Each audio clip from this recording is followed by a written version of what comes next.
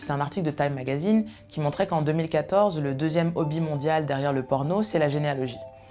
Donc si les êtres humains en général, du monde entier, sont obsédés par la généalogie, par le fait de faire des arbres généalogiques, à quel moment est-ce que vous pensez que les personnes adoptées, ça ne va pas les intéresser de savoir d'où elles viennent?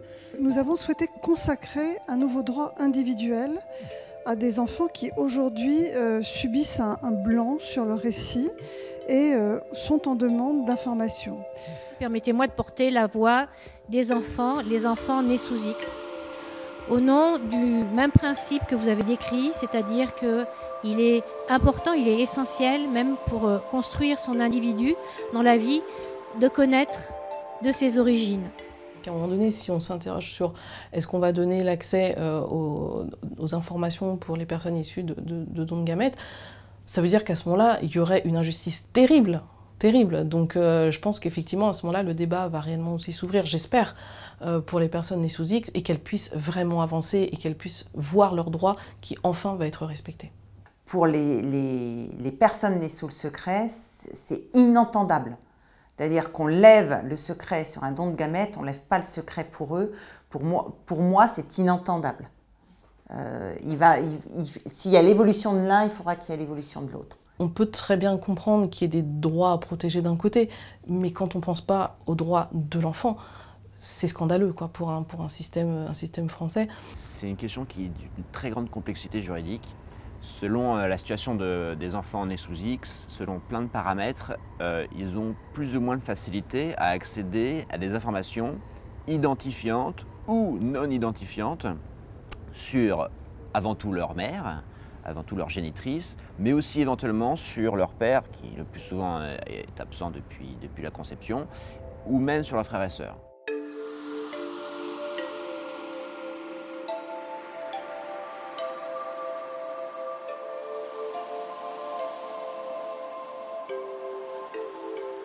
Le CNAOP fonctionne pour un certain nombre de demandes, pas pour d'autres.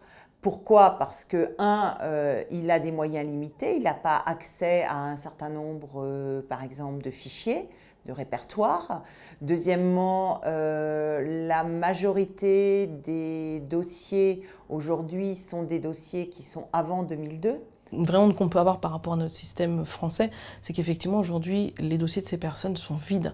Et c'est ça qui met en colère aussi les gens, c'est qu'il manque énormément de choses. D'une façon générale, c'est bien d'avoir une obligation minimum de quelque chose, quoi. Sur le contexte de la naissance et de l'histoire de cet enfant, qui peut être révélé sans condition à la majorité.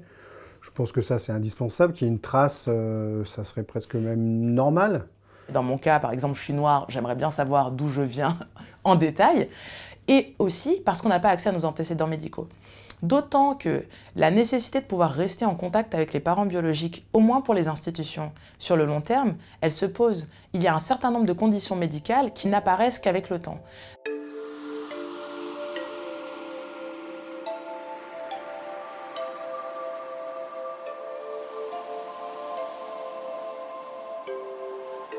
La loi qui a prévu l'accouchement sous X a cherché un équilibre qui visait notamment à éviter l'abandon d'enfants devant les maternités, voire le risque d'infanticide.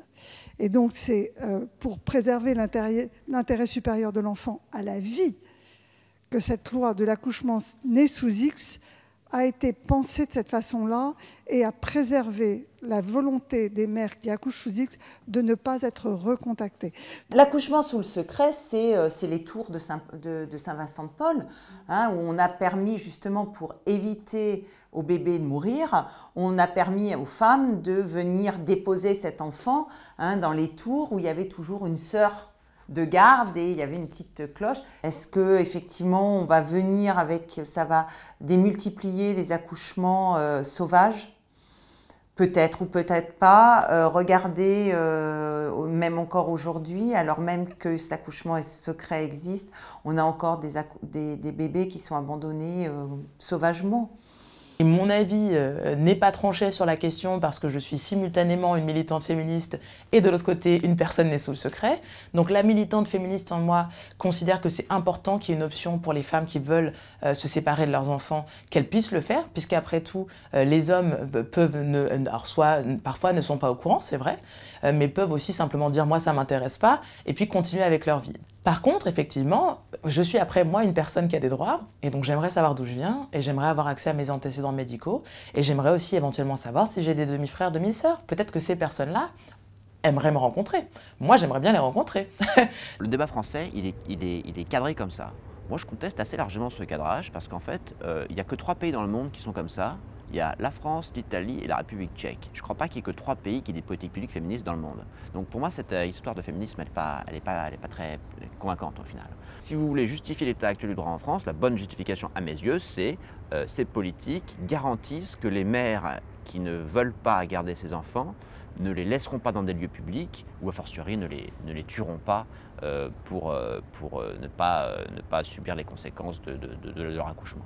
Je pense qu'on s'interroge tous à un moment donné sur notre histoire, mais qu'on n'a pas forcément besoin de passer à la vitesse supérieure au même moment. Voilà. N'importe quelle pièce de théâtre, n'importe quelle question initiale de philosophie, etc., c'est de ça dont il s'agit. Même quand on questionne l'existence de Dieu, etc., ce qui se pose comme question, c'est « mais qui sommes-nous en tant qu'êtres humains? Pourquoi sommes-nous là? Où va-t-on » La question de la recherche des origines pour les personnes adoptées, c'est cette question-là, c'est cette question éminemment universelle, même si elle ne se joue pas de la même façon pour tout le monde, parce qu'encore une fois, il y a des personnes adoptées qui ne sont pas intéressées par leur recherche des origines. On n'a pas pensé qu'un jour, en fait, effectivement, ces enfants deviendraient grands, adultes, qu'ils auraient une réflexion, une critique, une conscientisation. Et du coup, on se retrouve aujourd'hui face à ça et on ne sait pas quoi faire. Et je pense que c'est pour ça qu'aujourd'hui, il y a très peu de choses qui existent pour nous. C'est parce qu'en fait, on ne l'a pas pensé. On a toujours pensé que on fait quelque chose pour un enfant, hop, ça va, et puis tout va rouler, quoi. Mais non, cet enfant va grandir. Cet enfant, un jour, va réfléchir et va prendre conscience de son environnement, des enjeux, etc. Donc, ouais, c'est un impensé.